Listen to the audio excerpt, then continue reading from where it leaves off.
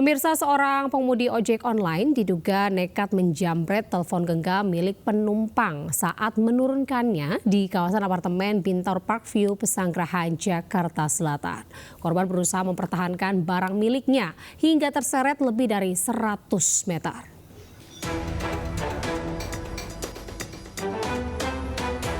Seorang pengemudi ojek online diduga nekat menjamret telepon genggam milik seorang penumpang usai menurunkannya di kawasan apartemen Bintaro Parkview, Pesanggerahan, Jakarta Selatan pada Rabu petang. Aksi ini terekam kamera pengawas. Insiden bermula saat driver ojek online ini mengantar penumpangnya seorang pelajar ke tempat tujuan. Setibanya di lokasi, terduga pelaku tiba-tiba merampas telepon genggam korban.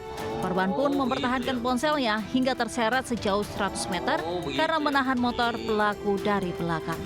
Pelaku sempat tertangkap tidak jauh dari lokasi, namun mengelak telah merampas gawai milik penumpangnya. Aman sama masa kan, nah ternyata mau dibawa ke Kodam, tapi pelaku ya kayak yang ngelak kalau itu orderan.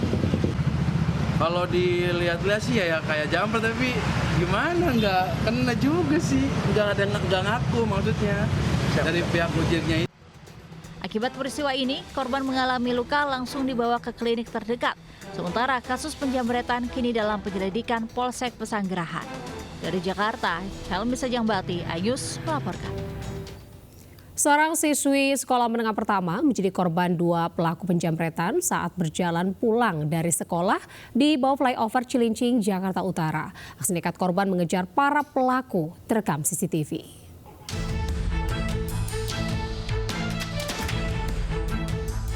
Dari rekaman CCTV, sejumlah pelajar sekolah menengah pertama ini tengah berjalan kaki setelah pulang sekolah melewati bawah kolong flyover Cilincing, Jakarta Utara. Naas, korban yang saat itu berjalan sendirian di belakang teman-temannya sedang asik memainkan handphone tanpa menyadari tingkah mencurigakan kedua pelaku yang mengincar korban. Memanfaatkan kelengahan korban, pelaku langsung merampas handphone korban dan kabur. Korban terkejut, menjerit histeris sambil mengejar para pelaku yang kabur menaiki anak tangga. Enggak tahu, kayaknya sih anak SMP dah. Itu apa yang diambil, Bu? HP kemarin. Tapi di sini nggak ada jambret. Ya nggak tahu, udah cuma anak itu lari ngejar ke atas aja yang perempuan itu, HP gua gitu. Teriak ya, Bu ya? Iya, itu dia ngejar ke atas. Berapa sih, Bu, orang jambretnya yang Ibu tahu kemarin? Dua ya, Bu? Iya. Warga, terutama para pelajar, diimbau untuk lebih berhati-hati menggunakan barang berharga di tempat umum yang sepi. Kini, kasusnya tengah ditangani Polsek Cilincing, Jakarta Utara.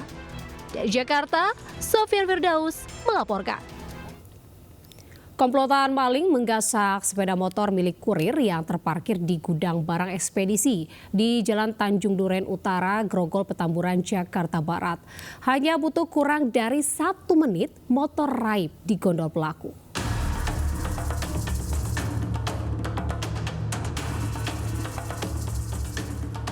Dari rekaman CCTV, 1 dari 2 maling berboncengan motor mulai beraksi menggasak motor incaran yang terparkir di halaman gudang barang ekspedisi di Jalan Tanjung Duren Utara, Grogol, Petamburan, Jakarta Barat.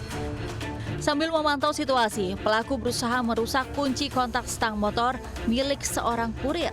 Sementara rekan pelaku menunggu di luar. Kurang dari 1 menit, motor korban raib digondol pelaku. Aksi komplotan maling ini terjadi usai korban mengantar paket ke rumah konsumen dan pulang ke kantornya. Lama itu saya pengiriman terus. Nah, itu jam 10 lewat tengah 11-an saya pulang. Kondisi motor udah kagak ada, Bang. Cek CCTV. Pelaku berapa orang, Bang? Pelaku 2 orang, Bang. Di Tokel Retail F. Berbekal video rekaman CCTV, korban telah melaporkan kasus pencurian motor ke Polsek Tanjung Duren, Jakarta Barat. Dari Jakarta, Miftahul Gani, Ayus melaporkan. Pemirsa, cemburu melihat istri diboncengi menantunya. Seorang pria tega menganiaya menantu menggunakan senjata tajam di Jember, Jawa Timur. Sementara di Maros, ayah dan anak korban pembunuhan dimakamkan keluarga usai diautopsi. Polisi menggelandang MSN 60 tahun karena tega melakukan penganiayaan terhadap menantunya sendiri, Abdur Rahim, 45 tahun, di Desa Paleran, Umbul Sari, Jember, Jawa Timur. Pelaku menjalani pemeriksaan untuk mempertanggungjawabkan perbuatannya. Dari hasil pemeriksaan, aksi pembacokan terjadi karena pelaku sering melihat korban membonceng istri pelaku. Akibat terbakar api cemburu, pelaku membawa celurit dan mendatangi rumah menantunya. Pelaku langsung melayangkan senjata tajam hingga membuat korban terluka dan lari minta tolong tetangganya. Mengetahui kejadian ini, tetangga datang dan membawa korban yang bersimbah darah ke puskesmas setempat. Kejadian itu dipicu oleh untuk pengakuan sementara dari pelaku, yaitu cemburu terhadap menantunya sendiri, karena diduga menantunya itu sering datang ke rumah atau membonceng istrinya. Selain pelaku, polisi juga menyita barang bukti sebilah celurit yang digunakan untuk menganiaya korban. Akibat ulahnya, pelaku dijerat dengan pasal penganiayaan dengan ancaman hukuman 4 tahun penjara. Dari Jember, Jawa Timur, Bambang Sugiarto, iNews melaporkan. Pemirsa, 6 orang pekerja seks komersial terjaring razia gabungan Satpol PP TNI Polri di sepanjang Jalan Kalimalang, Kabupaten Bekasi, Jawa Barat. Razia digelar demi mencegah maraknya penyakit masyarakat hingga penggunaan narkoba.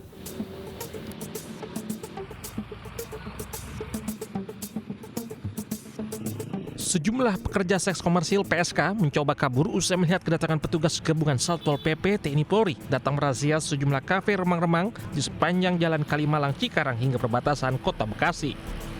Bahkan dari mereka ada yang mengelabui petugas dengan ngumpet di semak-semak pinggir kali. Namun petugas berhasil mengamankannya. Total ada 6 PSK yang berhasil diamankan.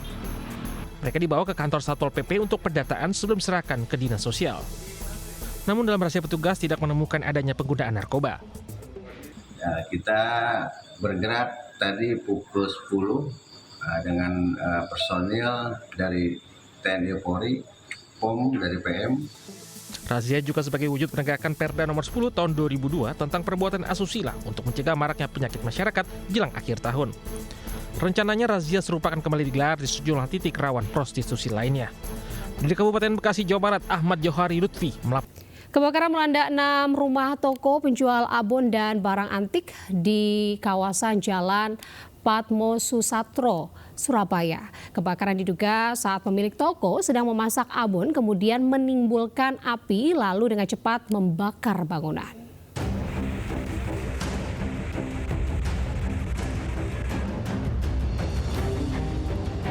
Kobaran api menghanguskan 6 ruko yang digunakan menjual makanan abon, 1 toko barang antik, sebuah bengkel mobil, dan warung kopi di Jalan Patmo Susatro, Surabaya, Kamis dini hari.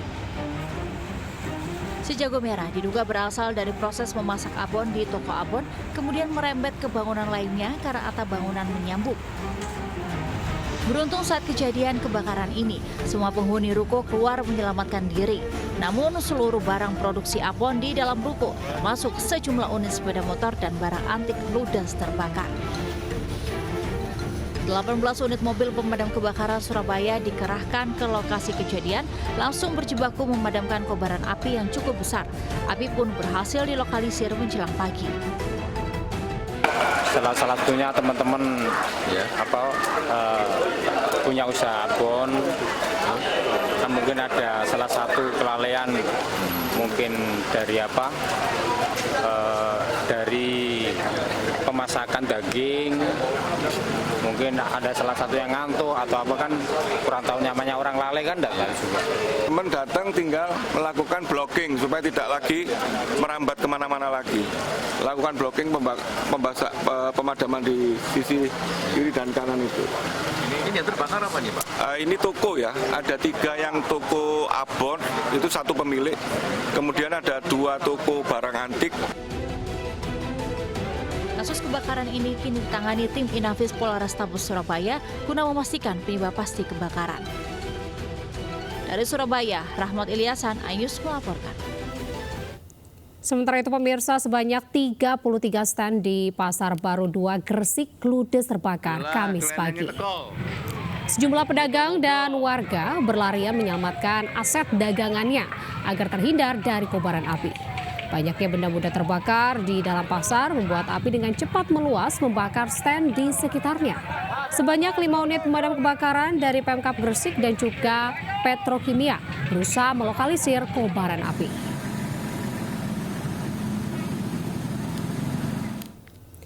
Pemirsa, satu keluarga di Cilacap, Jawa Tengah menjalani perawatan intensif setelah mengalami keracunan jamur. Satu keluarga yang terdiri dari ibu dan anak-anak mengalami gejala keracunan seperti mual, muntah, dan sakit kepala usai menyantap olahan jamur liar yang diambil di pekarangan rumah mereka.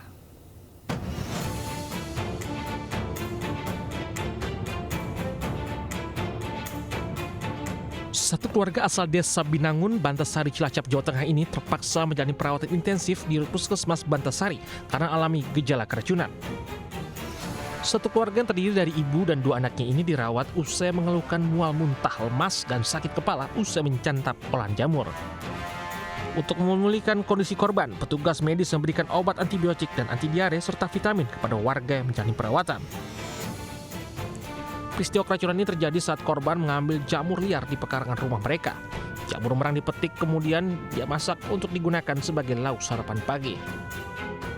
Usai menyantap olahan jamur tersebut, korban berjumlah 4 orang merasakan sakit perut, muntah, sakit kepala hingga lemas. Itu yang dimakan jamur apa, Bu? Jamur padi. Jamur padi, jamur merang. Peneseran. Terus setelah habis makan itu apa sih yang dirasakan sih? Perutnya mual. Terus? Mual melilit terus muntah-muntah isi. Itu dengan keluhan mual, muntah, pusing dan lemas. Dan itu kami setelah anamnesa menanyakan memang satu keluarga itu habis makan makanan dari bahan jamur. Jamur liar yang dikonsumsi korban oleh warga sekitar dikenal dengan nama jamur merang. Jamur kecil berwarna putih ini tumbuh subur di tumpukan jerami terutama saat musim penghujan. Dari Cilacap, Jawa Tengah, Henry Susanto melaporkan. Pemirsa, puluhan ton ikan di Waduk Saguling mati mendadak.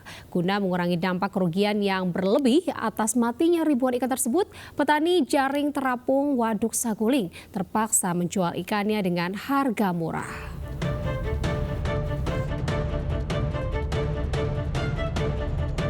Puluhan ton ikan mendadak mati di Waduk Saguling, Desa Bongas, Kecamatan Cililin, Bandung Barat. Ikan mati akibat dampak dari curah hujan yang tinggi. 40 ton ikan ini mabuk akibat cuaca ekstrim di lokasi jaring terapung. Petani ikan pun terpaksa menjual murah ikan-ikan ini untuk menghindari kerugian yang lebih besar. Ikan dijual merupakan jenis ikan mas dan ikan nila, dibanderol dengan harga 3 kg seharga Rp20 per kilogram, padahal harga normalnya Rp30.000 per kilogram. Mereka terpaksa menjajakan ikan mati ini di atas bak terbuka. Karena airnya butek, ikan? Iya, ikannya pada mabok. Di sebelah sini mah dikit lah, sampai kintalan paling 2-3 kintal, sebelah sono mah tonan. Kalau yang laku dijual, kalau nggak laku ya dikubur, dibuang. Para petani ikan berharap adanya bantuan dari pemerintah agar tidak mengalami kerugian yang lebih besar. Dari Bandung Barat, Jawa Barat, Yuwono Ayus melaporkan. Pemirsa, Persatuan Olahraga Biliar seluruh Indonesia akan menggelar turnamen Indonesia International Open 2024 yang diikuti atlet biliar dari berbagai negara. Turnamen biliar kelas dunia ini menjadi ajang atlet Indonesia untuk bersaing dengan atlet biliar dari kancah internasional. 152 atlet biliar level internasional dijadwalkan turut ambil bagian dalam Indonesia International Open 2024. Para atlet akan melalui babak kualifikasi pada 16 hingga 19 Januari 2024 dan babak main event pada 21 Januari hingga 25 Januari 2024. Untuk membuat olahraga itu meningkat peminatnya maupun prestasinya, harus banyak kompetisi. harus banyak kompetisi, sehingga dari situ atlet itu akan banyak latihan. Lebih ramai atlet Indonesia berkesempatan untuk bertanding di platform yang antarabangsa, international. So jadi local player digalakkan untuk mengambil bagian sebab this is your platform to go to the next level. Kehadiran Indonesia International Open 2024 juga diharapkan mampu menambah rasa percaya diri para atlet biliar tanah air. Dari sisi prestasi, ini bisa menyuntikkan semangat dan juga keterbukaan opportunity bahwa atlet-atlet junior di Indonesia maupun senior ini memang sudah makin diperhatikan, di mana biar mereka bisa juga menggunakan program jangka panjang untuk berkancah di dunia internasional. Untuk biliar, tantangan saya di tahun 2024 nanti untuk bisa menyemarakan biliar lebih luas lagi, dan saya akan mensosialisasikan itu. Mudah-mudahan sukses untuk kita semua. 152 atlet yang ikut dalam ajang biliar bertaraf internasional ini terbagi dalam kelas junior dan senior. 24 atlet turun di kelas junior memainkan permainan bola 9 dan atlet-atlet senior akan berkompetisi dengan permainan 10 bola. Dari Jakarta, Dilami Aulia, Pandu Priyo, iNews melaporkan. Pemirsa, heboh seekor satwa yang dilindungi dibiarkan mati di dalam kandang di Taman Wisata Mata Kucing, Kota Batam, Kepulauan Riau. Mendapat informasi tersebut, petugas Balai Konservasi Sumber Daya Alam BKSDA wilayah 1 Batam turun ke lokasi.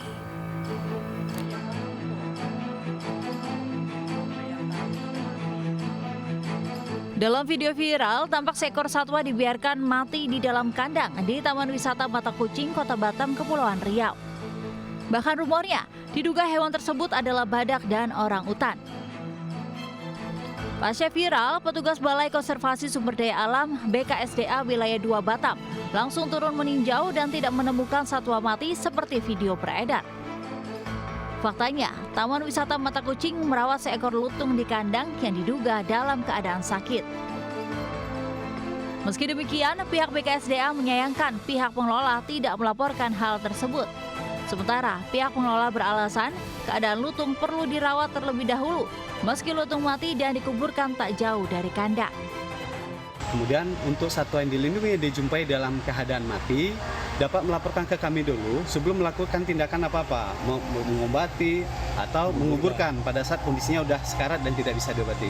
Jadi karena ini satwa yang dilindungi dan dilindungi di undang-undang. Ternyata lutung ini ditabrak sama motor, sehingga lutung ini kelepar ya, terletak. Jadi sehingga lutung ini kita selamatkan, kita taruh dulu ke kandang.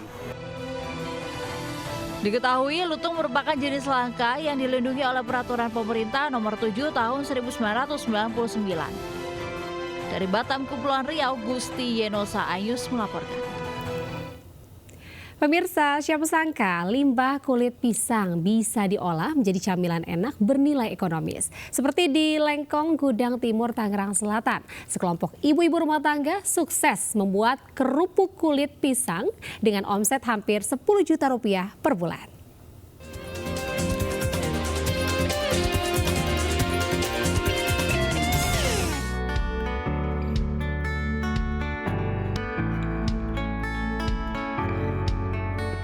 Berlokasi di Lengkong, Gudang Timur, Serpong, Tangerang Selatan, Andini bersama kelompok usaha bersama Lengkong Gudang Timur membuka UMKM olahan kulit pisang.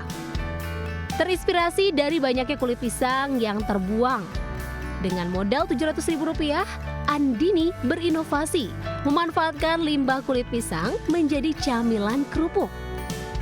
Setiap bulan, Andini bersama para ibu mengumpulkan limbah kulit pisang dari rumah tangga sebagai bahan baku.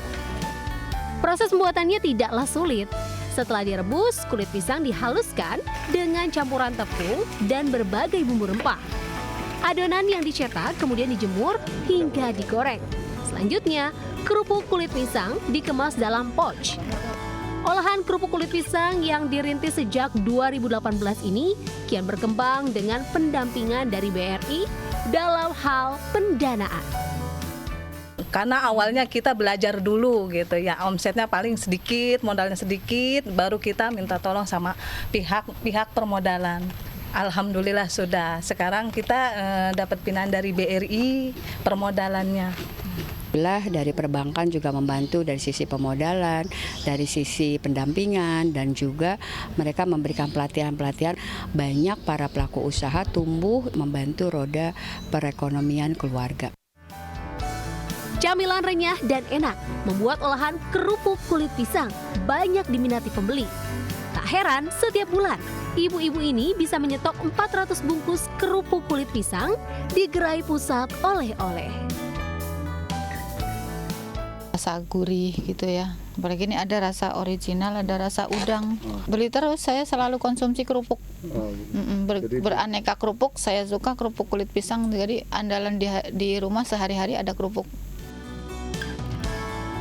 Meski tergendala minimnya alat produksi, berkat kegigihan kaum ibu rumah tangga ini, omset penjualan olahan kerupuk kulit pisang bisa mencapai 7 hingga 10 juta rupiah per bulan.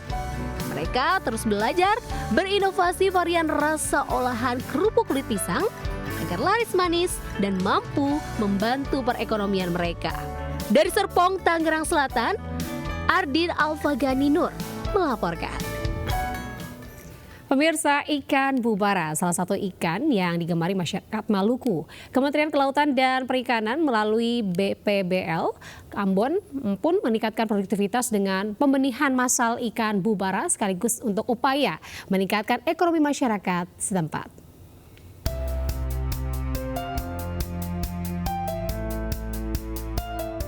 Selain penghasil rempah terbaik pada masanya, Ambon memiliki potensi sebagai penghasil ikan.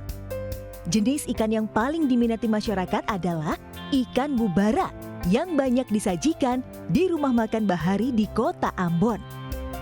Rumah makan Apung Emas Biru yang berlokasi di Nusa Niue, kota Ambon ini salah satunya. Jeffrey, pemilik rumah makan ini sekaligus membudidayakan ikan bubara sebagai sumber menu olahannya. Ikan bubara paling banyak dipesan pengunjung karena tekstur ikan lembut dan gampang untuk dibakar.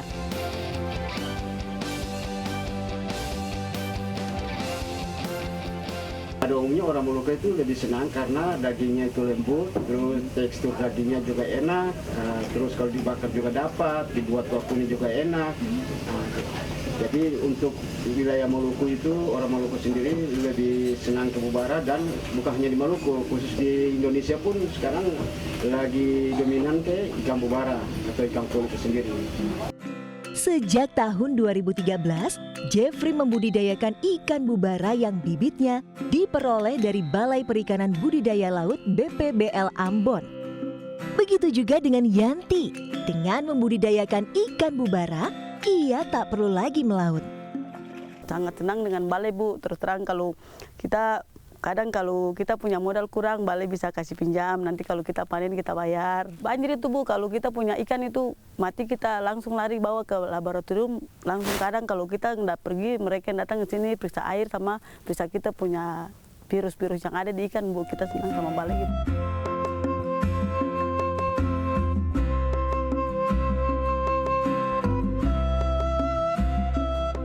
Balai Perikanan Budidaya Laut BPBL Ambon sudah berhasil memproduksi ikan bubara secara massal melalui rangkaian perekayasaan yang cukup panjang. Di BPBL Ambon ini, pembenihan ikan bubara dilakukan dari indukan hingga siap disebar ke keramba jaring apung pertama di Indonesia. Untuk mengantisipasi hal tersebut, BPBL Ambon melakukan injeksi hormon pada indukan ikan yang didapat dari habitatnya untuk merangsang agar indukan dapat memijah atau bertelur sesuai dengan waktu yang diinginkan. Semua indukan yang ada di dalam bak ini kita seleksi, kita melihat induk yang sudah mulai layak untuk diinjeksi, sudah mati, sudah siap matang gonat. Nah, kemudian setelah kita seleksi, kita suntik. Ini proses penyuntikannya. Ya, sesudah suntik kita tunggu besok atau lusa.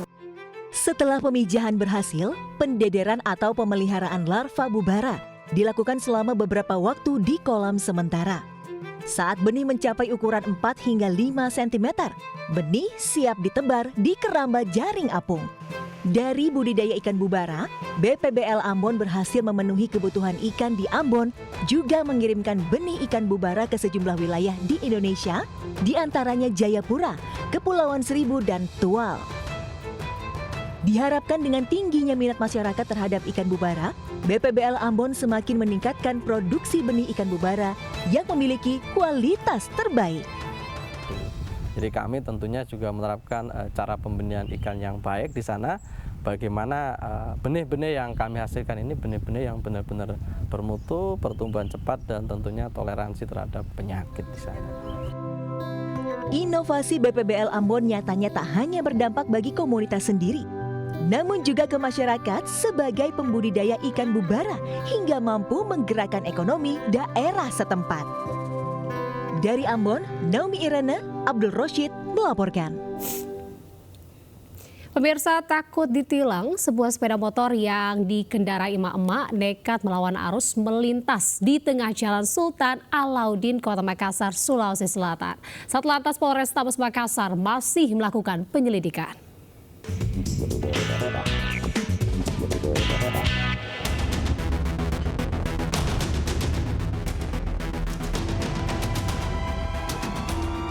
Aksi emak-emak nekat berkendara sambil melawan arus di Jalan Sultan Alauddin, Kota Makassar, Sulawesi Selatan terekam kamera amatir warga. Aksi ini pun viral di media sosial. Sepeda motor dikendarai seorang emak-emak ini melintas dengan santai di tengah jalan sambil melawan arus sebelum berhenti di persimpangan jalan. Diduga pengendara takut ditilang lantaran tidak memakai helm saat melintas, sehingga pengendara memilih melawan arus. Aparat kepolisian langsung menyelidiki video viral ini. Tidak menggunakan helm, kalau terlihat dari situ tidak ada TNKB-nya juga, sehingga kita coba untuk mengidentifikasi ke depan masih dilidik. Seandainya dapat ada TNKB-nya, kita lebih mudah. Pengendara memang ibu-ibu ya pengendaranya? Kalau pengendara kita belum bisa identifikasi secara ini kan dari belakang videonya. Polisi mengimbau agar masyarakat atau pengguna jalan tidak melakukan hal yang sama lantaran dianggap berbahaya untuk diri sendiri maupun orang lain. Dari Makassar, Sulawesi Selatan, Yoel Yusfin, iNews melaporkan. Pemirsa, Wamenparekraf Angela Tanusudibyo menjadi salah satu panelis dalam Women in Leadership Conference Indonesia. Dalam acara tersebut juga Wamenparekraf turut membagikan pandangan dan pengalamannya sebagai seorang pemimpin perempuan.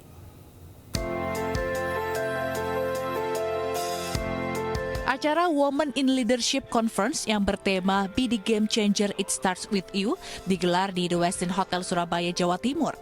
Acara ini turut dihadiri oleh sekitar 220 pemimpin wanita dari jaringan Marriott Indonesia. Wamenparekraf Angela Tanusudibyo yang juga Wakil Ketua Umum Partai Perindo bidang ekonomi digital dan kreatif memberikan pandangan dan juga berbagi pengalamannya terkait isu work-life balance sebagai wanita karir dan ibu rumah tangga yang banyak menjadi tantangan bagi banyak perempuan. This is something that we need to remember. We are here not to replace, let's say, male leadership. No, we want to be here to add value and work together towards a common goal for a better future for everybody. Angela optimis perempuan Indonesia dapat menjadi agen perubahan yang memberikan nilai berbeda, terbaik, dan tegas saat memimpin agar tujuan bisa tercapai. Dari Surabaya, Jawa Timur, Rahmat Ilyasan, iNews melaporkan.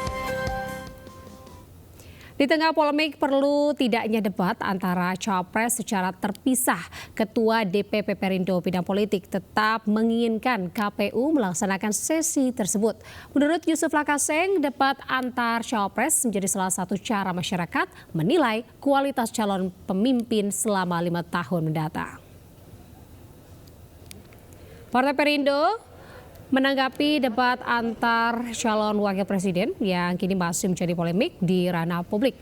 Masih perlu dan harus dilakukan seperti pada pemilu-pemilu sebelumnya. DPP Bidang Politik Yusuf Lakaseng mengatakan Partai Perindo bernomor urut 16 pada pemilu mendatang ini menanggapi sesi khusus debat antara Cawapres menjadi salah satu cara agar masyarakat mengetahui kualitas calon pemimpin yang akan dipilihnya. Sosok yang maju menjadi anggota DPR RI dari daerah pemilih Pemilihan Sulawesi Tengah ini menambahkan kualitas cawapres sebaiknya tidak berbeda jauh dengan capresnya. Presiden dan calon wakil presiden itu adalah satu paket yang kualitasnya harus sama, tidak bisa jomplang. Nah, momentum atau forum apa yang paling tepat melihat kemampuan mereka selain tentunya adalah rekam jejaknya yang di-tracking oleh publik adalah forum debat. Forum debat itu adalah untuk mengetahui sejauh mana kapasitas calon presiden dan calon wakil presiden mengenali masalah dan visi, misi serta program konkret mereka dalam menyelesaikan masalah-masalah itu. Sebanyak 37 atlet dari 16 provinsi berkumpul dalam ajang Popsi Pool Circuit 2023 seri 6 yang secara resmi digelar di Kota Makassar, Sulawesi Selatan. Kompetisi ini menjadi panggung adu kemampuan terbaik dalam rangka memperebutkan ranking nasional. 10 pemain terbaik akan mendapatkan spot Indonesia International Open 2024. Seri ke-6 dari Popsi Pool Circuit ini digelar pada tanggal 4 Desember hingga 7 Desember 2023 di Labewa Q Sport, Kota Makassar, Sulawesi Selatan. 37 atlet dari 16 provinsi bersaing memperebutkan posisi tertinggi dalam klasemen Popsi dengan menunjukkan kebolehan mereka dalam beradu strategi dan keterampilan di meja biliar.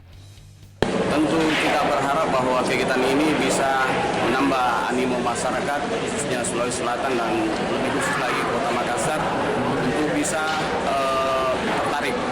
Dan tentu saja kami dari Kota Makassar selalu memberikan apresiasi dan insya Allah memberikan dukungan terhadap pelaksanaan kegiatan ini. Kita berharap dari sini anak Makassar banyak mengikuti dan itu bisa berkembang menjadi atlet nasional nanti. Selain memperbaiki peringkat, turnamen ini juga menjadi ajang latih tanding para atlet jelang Indonesia International Open Januari 2024. Ini merupakan rangkaian terakhir dari sirkuit nasional yang memperebutkan ranking nasional, di mana setelah kegiatan ini akan diakumulasi siapa yang akan menduduki ranking terbaik nasional untuk tahun 2023, yang mana 10 terbaik akan mendapat spot di Indonesia International Open. Kota Makassar menjadi kota terakhir pelaksanaan pertandingan Popsi Pool Circuit 2023 seri ke-6 setelah Pekalongan, Jakarta, Jogja, Palembang, dan Balikpapan. Dari Makassar, Sulawesi Selatan, Julius Vin, iNews melaporkan. Pemirsa, calon presiden nomor urut 3 Ganjar Pranowo berkampanye di hadapan ratusan mahasiswa dari berbagai universitas di Balikpapan, Kalimantan Timur, Kamis sore. Di hadapan mahasiswa, Ganjar menyampaikan program internet gratis bagi dunia pendidikan.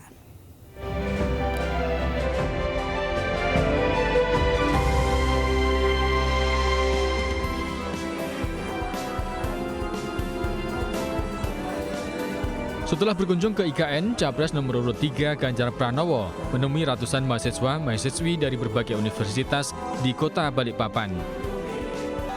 Dalam kampanyenya, Ganjar menyampaikan salah satu program prioritasnya, yakni internet gratis bagi dunia pendidikan, mulai dari jenjang sekolah dasar hingga universitas. Hadirnya internet gratis, cepat dan merata, menurut Ganjar akan meningkatkan pemerataan pendidikan seluruh Indonesia baik formal maupun non-formal. Artinya sebenarnya alat ini bisa diperbayangkan kalau seluruh siswa kita punya alat ini. Internet cepat, gratis, merata untuk anak sekolah. Jangan tepuk tangan dulu, setuju apa enggak? Ganjar menambahkan, dengan adanya internet gratis dan cepat juga bisa mendukung kreativitas maupun seluruh kegiatan anak muda yang menggeluti usaha, khususnya usaha mikro, kecil, menengah. Dari Balikpapan, Kalimantan Timur, Mukmin Aziz, iNews melaporkan. Pemirsa, 10 hari sudah calon presiden nomor urut 3 Ganjar Pranowo berkampanye dengan bersafari mulai dari Indonesia Timur, Merauke, NTT hingga Kalimantan Timur. Sebagai manusia biasa, Ganjar pun rindu jauh dari anak-anak dan juga istri yang juga sama-sama berkeliling daerah. Bagaimana ceritanya saat Ganjar melepas rindu dengan keluarga? Berikut laporan Faisal Rinaldi bersama juru kamera Dede Rudi dari IKN Kalimantan Timur. Ya pemirsa, calon presiden nomor urut 3 Ganjar Pranowo satu-satunya calon presiden yang baru berkunjung ke IKN Nusantara. Kunjungannya ke IKN Nusantara ini merupakan bentuk komitmennya untuk melanjutkan pembangunan dari IKN sendiri. Nah, saat ini saya sudah bersama dengan calon presiden nomor urut 3 Bapak Ganjar Pranowo. Pak Ganjar, ini kan kurang lebih sudah 10 hari melakukan kampanye dan tidak bertemu dengan anak dan juga istri. Ini kangen gak sih Pak, gimana Pak? Bertemu dong. Karena ada teknologi, kami berkomunikasi, saya kontak istri saya, Bunda lagi di mana? Dari Jawa Barat, kemudian ke Jogja, dia upload di Instagram, saya ikuti, terus kemudian kami komunikasi. Terus saya tanya anak saya, Alam lagi di mana? Toraja ya? Ternyata dia, aku nginep di tempat penduduk, waduh, asik juga ya gitu. Terus kemudian dia ke Sulawesi Selatan kemarin, keliling ke banyak tempat, yang saya sebenarnya ngiri juga, saya pengen ke tempat itu malah belum pernah, tapi anak saya lebih dulu. Saya senang karena mereka juga senang. Jadi nanti atau hari ini kami selesai dalam proses kurang lebih 1 minggu keliling ini, ya di weekend ini kami mau melepas kangen bertiga lah. Mudah-mudahan akan bisa jalan-jalan bareng. Ini yang nyiapin baju, kemudian sarapan, ini siapa sih Pak? Saya orang yang tidak terlalu ribet gitu ya. Saya biasanya disiapin sama istri dari rumah, 1 koper selesai, begitu kita bawa. Kalau urusan makan saya bisa makan dimanapun gitu, gampang. Menunya juga apa saja. Kemarin makan ikan enak-enak banget. Mulai dari NTT, di NTB, Sulawesi, Tenggara, Tengah, hari ini di Kaltim, makanannya enak-enak. Jadi saya merasa mendapatkan menu-menu yang berbeda-beda dan menarik. Indonesia itu kaya banget. Ya pemirsa, memang Bapak Ganjar Pranowo atau calon presiden nomor 3 kurang lebih sudah 10 hari berkampanye berkeliling Indonesia, mulai dari Indonesia Timur, mulai dari Merauke, kemudian juga Nusa Tenggara Timur, hingga hari ini hari terakhir di Provinsi Kalimantan Timur ya. Dari IKN Nusantara, Faisal Renaldi, Dederudi, iNews melaporkan. Calon Wakil Presiden nomor urut 3 Mahfud MD menghadiri secara virtual diskusi publik generasi muda memilih mewujudkan pemilu 2024 tanpa golput bersama para mahasiswa Semalang Raya. Dalam diskusi ini Mahfud MD menegaskan pentingnya partisipasi para generasi muda untuk memilih dalam Pilpres 2024 guna mewarnai kepemimpinan negara. Diskusi publik dengan tema generasi muda memilih mewujudkan pemilu 2024 tanpa golput bersama mahasiswa Semalang Raya digelar di Universitas Brawijaya Kamis siang. Capres nomor urut 3 Mahfud MD hadir menjadi pembicara utama secara virtual. Mahfud MD menegaskan pemimpin akan tetap lahir atau dilahirkan melalui pemilihan umum setiap 5 tahun sekali meskipun hanya sedikit pemilihnya. Sementara pihak yang tidak memilih tetap terikat kepada keputusan mereka yang memilih dalam pemilu.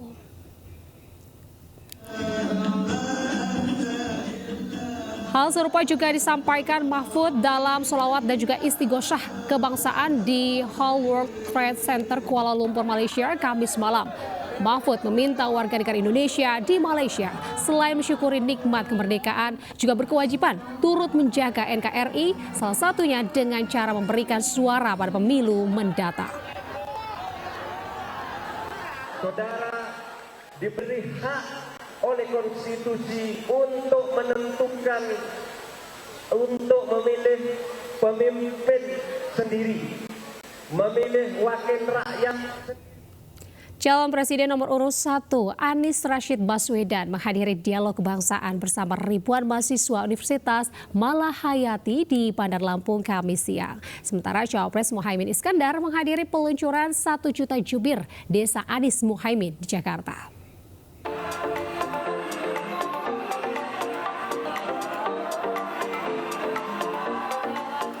Kehadiran Capres Anies Baswedan disambut antusias ribuan mahasiswa Universitas Malahayati, Lampung. Dalam kampanyenya, Anies menyoroti tingginya peningkatan investasi dari rata-rata 400 triliun per tahun di tahun 2022 mengalami peningkatan 4 kali lipat sebesar 1.200 triliun per tahun. Namun di tengah peningkatan investasi ini justru penyerapan tenaga kerja di tanah air menurun karena investasi yang masuk kebanyakan adalah sektor padat modal. Kita harus dorong investasi justru di sektor-sektor padat karya sehingga menyerap tenaga kerja lebih banyak. Di mana itu? Sektor pertanian, sektor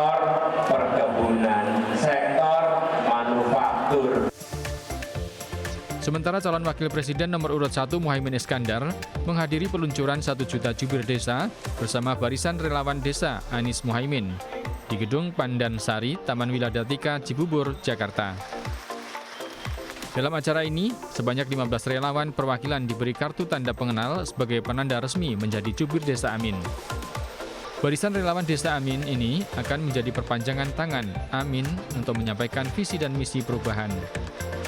Dari Bandar Lampung dan Jakarta, Andreas Afandi, Anggita Maura, Rizky Solahuddin, iNews melaporkan. Sementara itu, Cawapres nomor urut 2 yang juga Wali Kota Solo Gibran Rakabuming Raka menghadiri penyerahan Piala Lomba Mewarnai di SDN Gurawan, Semanggi, Solo. Dikonfirmasi terkait ketidakhadirannya dalam program debat yang disiarkan sebuah televisi swasta Rabu malam, Gibran justru mempertanyakan apakah acara debat tersebut resmi diselenggarakan KPU. Calon Wakil Presiden nomor urut 2, Gibran Rakabuming Raka menghadiri penyerahan Piala Lomba Mewarnai di SD Negeri Gurawan, Semanggi, Pasar Kliwon, Kota Solo, Jawa Tengah. Gibran pun sempat menyapa siswa-siswi dan membagikan buku cerita. Dikonfirmasi ketidakhadirannya dalam program debat yang disiarkan sebuah stasiun televisi Rabu malam, Gibran justru mempertanyakan acara tersebut. Gibran menegaskan akan menghadiri debat resmi Capres-Cawapres yang diselenggarakan KPU. Kemarin nggak di stasiun TV yang Pak stasiun televisi yang dialog Pak Cawapres dari KPU resmi, saya nggak tahu. Saya kemarin udah terjadwal dengan Pak Tayat sama Gus Yahya soalnya. Banyak anggapan Mas Wali takut